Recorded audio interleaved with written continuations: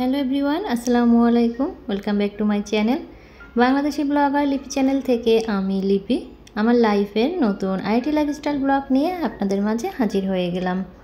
আশা করছি যে যেখান থেকে আমার আজকের ভিডিওটি দেখছেন সবাই সুস্থ আছেন, ভালো আছেন এবং নিরাপদে আছেন। আলহামদুলিল্লাহ, আল্লাহর রহমতে আমিও আমার পরিবারের সবাইকে নিয়ে ভালো আছি। শুক্রবার দিন সকালবেলা 21শে ফেব্রুয়ারির দিন আমি মেয়েকে নিয়ে স্কুলে গিয়েছিলাম। আর আগের ভিডিওতে কিন্তু বলেছিলাম যে 21শে ফেব্রুয়ারিতে আমার মেয়ের নাচের প্রোগ্রাম আছে, দুটা নাচ করবে। তা একটা আপু কমেন্টস করেছিল, আপু লিখেছিল যে আপু মেয়ের নাচ দেখতে চাই। তো সেই আপুর জন্যই আমার মেয়ের নাচের কিছু অংশ আপনাদের সাথে শেয়ার করলাম। যদিও আমি গানটা শেয়ার করতে পারিনি, তাহলে তো কপিরাইট ক্লেম খাবো। তো সকালবেলা স্কুলে গিয়ে মিস ওদেরকে মেকআপ করিয়ে দিচ্ছিল। এরপরে 21শে ফেব্রুয়ারি উপলক্ষে সকালবেলা কালো শাড়ি পরে নাচটা করেছে। আর এই যে লাল শাড়ি পরে নাচতেছে এটা বিকেলবেলা ওদের ভর্তি সমাপনী উৎসব ছিল। তো সেই ভর্তি সমাপনী উৎসবেই এখানে আমার মেয়ে আর তার বান্ধবীরা নাচ করছে।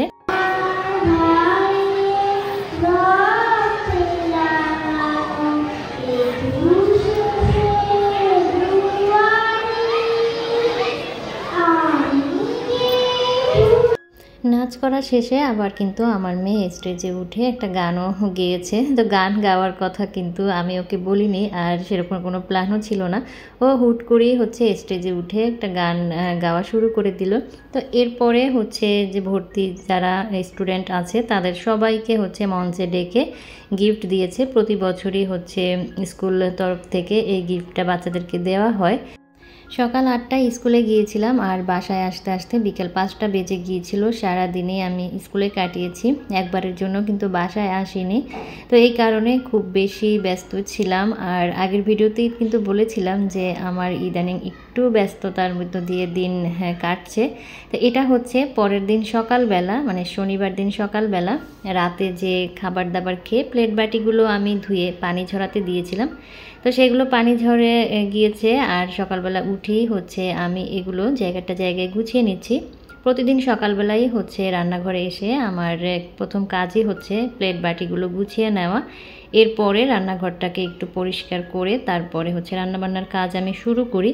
যদিও রাতের বেলায় সব কিছু পরিষ্কার করে রাখি, তারপরেও সকালবেলা উঠে হালকা পাতলা মোছামুছি আর কি করে নিই। যে ঝুড়িটার ভিতরে আমি থালাবাটিগুলো ধুয়ে রাখি সেটাও পানি ঝরিয়ে আর কি ফেলে পরিষ্কার করে নিলাম। এরপর এটা একটা সাইডে রেখে দিলাম, এটা শুকিয়ে যাবে। সিঙ্কের আশপাশটাও খুব সুন্দরভাবে পরিষ্কার করে নিলাম। এরপরে আমি অফ ক্যামেরাতেই সব রান্নাবান্নার কাজ সেরে নিয়েছি, নাস্তাও বানিয়ে নিয়েছি। আলিফার পাপা অলরেডি নাস্তা করে চলে গিয়েছে। আর এখন আমি আমার নাস্তাটা রেডি করে নিচ্ছি। একটা ডিম পোস্ট করে নিয়েছি, সাথে 2 পিস ব্রেড, 2টো কলা আর চা তো থাকবেই। চা না হলে তো দিনটাই আমার খারাপ যাবে। দিনের শুরুটাই চা দিয়ে করতে হয়, তাহলে দিনটা মাশাআল্লাহ খুব ভালো মতোই যায়। আর চা না খেয়ে দিনটা শুরু করলে সেই দিনটা কিন্তু খুব খারাপ যায়। আমার প্রচুর মাথা ব্যথা করে চা না খেলে। সকালবেলা সন্ধ্যারটা খেলেও চলে, না খেলেও চলে আর কি। তাই আমি যে পরিস্থিতিতেই থাকি না কেন সকালবেলা 1 কাপ চা খাওয়ার আমি সব সময় চেষ্টা করি। আর আমি কিন্তু অনেকবারই বলেছি এই চা খাওয়ার অভ্যাসটা আমার অফিস থেকে আর কি হয়েছে।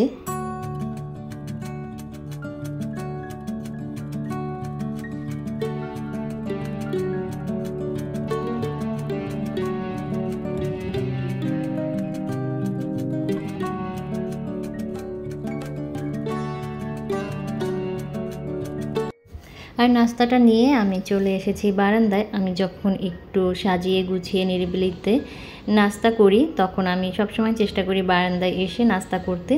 বারান্দাটা যেহেতু আমার খুবই পছন্দের একটা জায়গা, কারণ এখানে আমার পছন্দের গাছ থাকে। সেই কারণে আমি যখন একটু নিজের মতো সময় কাটাই, নিজের মতো একটু খাওয়া দাওয়া করতে চাই, তখন আমি বারান্দাতেই এসে খাওয়া দাওয়া করার চেষ্টা করি। বিশেষ করে নাস্তাটা আমার ভীষণ ভালো লাগে। আপনারা হয়তো বা বলতে পারেন যে আপু ভিডিও করার জন্য হয়তোবা এই কাজগুলো করে। আসলে আমি যে ভিডিও করি সেই কারণে না। আমি যেদিন ভিডিও না করি তখনও যদি আমি একটু নিজের মতো করে সময় কাটাই বা নিজের মতো করে একটু খাওয়া-দাওয়া করি তাহলে কিন্তু আমি বারান্দায় চলে আসি। যাই হোক, নাস্তা করার পরে আমি অন্যান্য যে কাজ ছিল সেগুলো করে নিয়েছি। আর আজকে হচ্ছে আমি আমার পুরো বাসাটা ডিপ ক্লিন করে পরিষ্কার পরিচ্ছন্ন করে তারপর আবার নতুন করে সাজিয়ে নিব।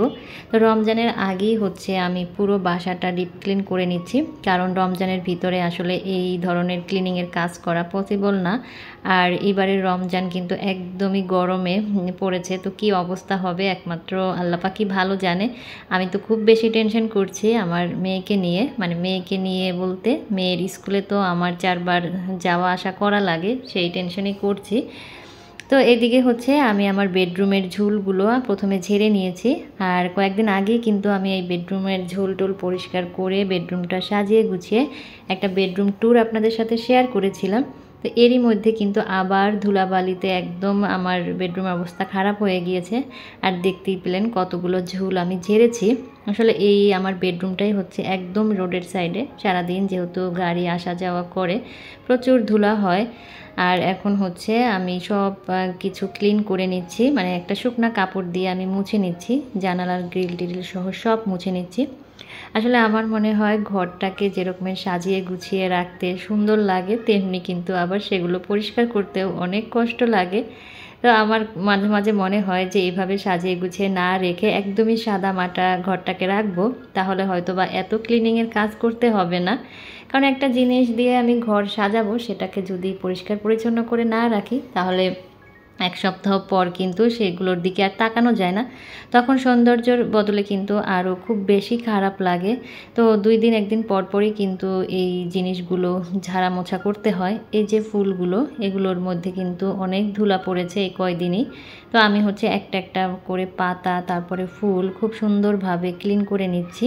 তা না হলে তো এগুলো দেখতে খারাপ লাগবে, ওই যে সৌন্দর্যের বদলে আরও দেখতে বিশ্রী লাগবে।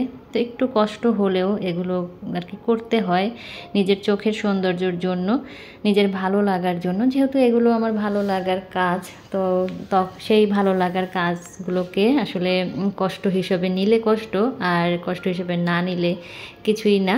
যদি মনে করি যে এই কাজগুলো কষ্ট লাগে করতে, তাহলে তো সাদামাটাভাবেই ঘরটাকে রাখতে হবে, আর সেটা তো দেখতে আবার ভালোও লাগবে না। তো এইদিকে হচ্ছে ওয়ারড্রোবের উপরটাও পরিষ্কার করে ওয়ারড্রোবটাও খুব সুন্দরভাবে মুছে নিলাম। আর এরপরে হচ্ছে আমার ডাইনিং, ড্রয়িং, আমার গেস্ট রুম সব কিছুর ঝুল আমি ঝেড়ে নিব এক এক করে। আর আমার গেস্ট রুমে যেহেতু আমার ভাইস্তা আছে, তো সেই কারণে হচ্ছে অফ ক্যামেরাতেই সেটা ঝেড়ে টেরে পরিষ্কার করে নিয়েছি। আর ভিডিওর এই পর্যায়ে এসে বরাবরের মতো ছোট্ট সেই রিকোয়েস্টটা আপনাদের করে নিচ্ছি, যারা আজকেই প্রথম আমার ভিডিও দেখছেন বা আগে থেকেই দেখেন বাট কোনো কারণে হয়তো আমার চ্যানেলটি এখনও সাবস্ক্রাইব করেননি, তো যদি আজকের ভিডিওর কথা এবং কাজ কোথাও কোনো অংশ যদি আপনাদের এতটুকু ভালো লাগে আর ভালোবেসে প্রতিনিয়ত যদি আপনারা আমার এই সাদামাটা লাইফস্টাইল ব্লগগুলো দেখতে চান, তাহলে চাইলে আমার চ্যানেলটি সাবস্ক্রাইব করে অল অপশনটি অন করে আমার সাথেই থেকে যেতে পারেন। অল অপশন অন করা থাকলে আমি যখনই ভিডিও দিব আপনাদের কাছে নোটিফিকেশন পৌঁছে যাবে, আর আপনারা আপনাদের সময় সুযোগ বুঝে আমার ভিডিওটা দেখে নিতে পারবেন। যারা অলরেডি এই কাজটি করে ফেলেছেন, শুরু থেকে এ পর্যন্ত আমার সাথে আছেন, আমার পাশে আছেন, ভালো মন্দ কমেন্টস করছেন, তাদের প্রতি রইল অন্তরের অন্তঃস্থল থেকে দোয়া ও ভালোবাসা। আর সবাইকে আরেকটা অনুরোধ করছি, প্লিজ ভিডিওতে লাইক না দিয়ে কেউ কিন্তু বের হবেন না। আর ভিডিও শুরু থেকে শেষ পর্যন্ত দেখার পরে ভিডিও কেমন লাগলো সেই বিষয়ে মতামত জানাতে পারেন কমেন্টস করে, কমেন্টস বক্সের মাধ্যমে। তো এরপরে আমি ডাইনিং রুমের সব কিছু পরিষ্কার করে নিয়েছি, মানে মোছামুছি করে নিয়েছি। এরপরে চলে এসেছি আমার ড্রয়িং রুমে। আর ড্রয়িং রুমে কিন্তু আমার টিভিটা সেট করা হয়ে গিয়েছে, সেই সাথে আমার প্রত্যেকটা রুমের ফ্যানও লাগানো হয়ে গিয়েছে। আর এই যে সাউন্ড সিস্টেমটা, এটা হচ্ছে আমার বেডরুমে আমি ওয়ারড্রোবে করে রেখেছিলাম, কিন্তু মেয়ের নাচের প্র্যাকটিস করিয়েছি। তো যেহেতু ড্রয়িং রুমটা একদমই ফাঁকা, সেই কারণে সাউন্ড সিস্টেমটা আমি ড্রয়িং রুমেই এনে রেখেছি। আর এটা এখানেই থাকবে, এখানেই যেহেতু ও নাচের প্র্যাকটিস করে। আর নাচের প্র্যাকটিস করতে গেলে কিন্তু অনেক জায়গা লাগে, তো সেই কারণে আমি ড্রয়িং রুমটাকে একটু খোলামেলাই রাখার চেষ্টা করেছি। ড্রয়িং রুমের জানালাগুলোও পরিষ্কার করে নিচ্ছি, গ্রিল টিরিল একদম পরিষ্কার করে নিচ্ছি। পুরো রোজার মাসে আমি এই কাজ আর করব না। আল্লাহ যদি বাঁচিয়ে রাখে হয়তোবা ঈদের আগে করব, আবার নাও করতে পারি, কারণ ঈদ যেহেতু আমরা ঢাকায় করি না, তাই ঈদের সময় ঘরদোর পরিষ্কার পরিচ্ছন্ন নিয়ে আমার তেমন কোনো প্যারা থাকে না। তো যদি গ্রামে আল্লাহ লিখে রাখে ঈদ করতে যাব, যদি ভাগ্যে থাকে তো যাব, আর সেখান থেকে ফিরে এসে আবার হচ্ছে কাজগুলো করব, মানে ক্লিনিংয়ের কাজ করব। এই 1 মাসে আর কোনো ক্লিনিংয়ের কাজ করব না।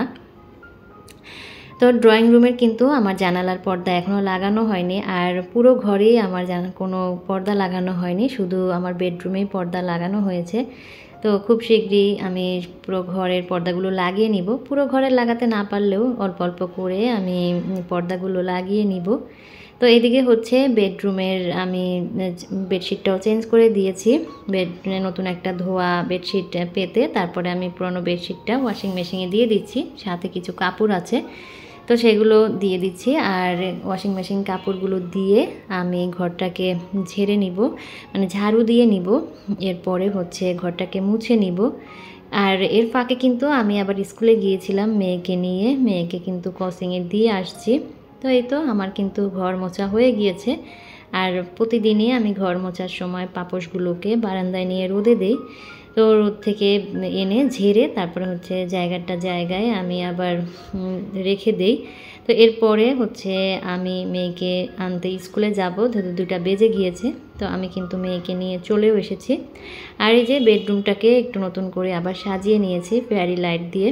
এই লাইটগুলো অনেক আগেই আমার ঘরে ছিল, নষ্ট হয়ে গিয়েছে। আগে অনেক কালার হতো, এখন হচ্ছে শুধু একটা কালারই থাকে। তো এটা আমার মেয়ে খুঁজে পেয়েছে, পাওয়ার পরে সে বারবারই বলছে এটা লাগিয়ে দিতে, তো ওকে আজকে লাগিয়ে দিলাম। আর এই যে আমি লাইট কিন্তু জ্বালিয়ে দিয়েছি, অত বেশি বোঝা যাচ্ছে না, তো রাতে হলে বোঝা যেত। আর ডাইনিং রুম টুম সব কিন্তু আমি পরিষ্কার করে আবার একটু গুছিয়ে নিয়েছি। আর যেখানে যা ছিল ঠিক সেখানেই আছে, জাস্ট একটু ঝাড়া মোছা করেছি। আর বেডরুমটাকে একটু নতুন করে লাইট দিয়ে সাজিয়েছি, এই আর কি। কারণ দিন দিন নতুন করে সাজাতেও তো জিনিসপত্র লাগে, আর সেই জিনিসপত্র কিনতেও তো টাকা লাগে। আসলে আমাদের মতো মধ্যবিত্তদের তো প্রতি সপ্তাহে আর কি ঘরের ডেকোরেশন চেঞ্জ করে নতুন নতুন জিনিস দিয়ে ডেকোরেশন করা পসিবল না।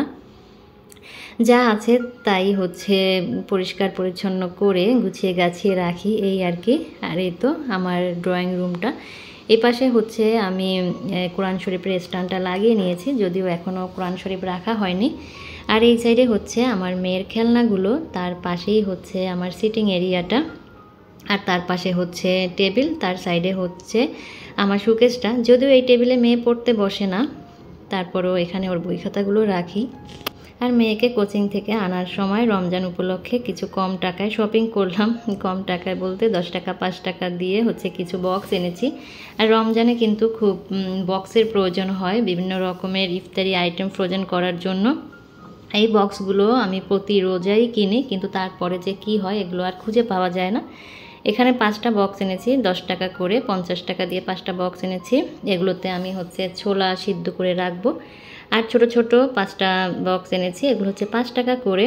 এগুলোর ভিতরে হচ্ছে আমি পেঁয়াজুর ডাল বেটে তারপরে রেখে দিব। আমি যেহেতু একাই ইফতার করি, একটা বাটির ভিতরে ডাল রাখলে সেটা দিয়ে হচ্ছে আমি 2 দিন চালিয়ে নিতে পারবো। তো এই হচ্ছে আমার রমজান উপলক্ষে শপিং। আর আজকের ভিডিওটা কেমন লাগলো অবশ্যই আমাকে কমেন্টস করে জানাবেন।